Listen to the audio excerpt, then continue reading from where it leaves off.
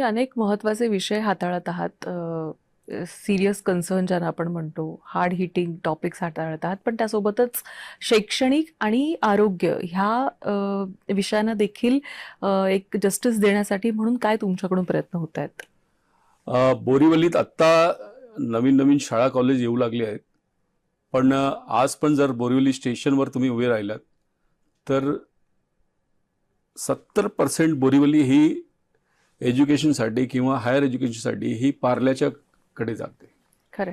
Mithibai college असेल, साठे असेल, Dahanukar college असेल, ती पसंती पण आहे आणि तिकडे जावं पण लागतं, कारण इथे ऑप्शन नाही. इथे पॉप्युलेशन एवढं वाढलं आहे तर मुलांना तिकडे जावं लागतं.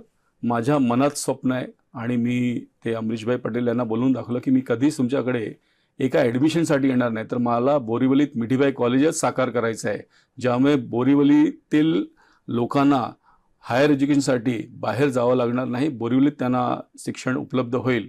हे माझं स्वप्न आहे आणि मला विश्वास आहे ते स्वप्न मी पूर्ण करेन.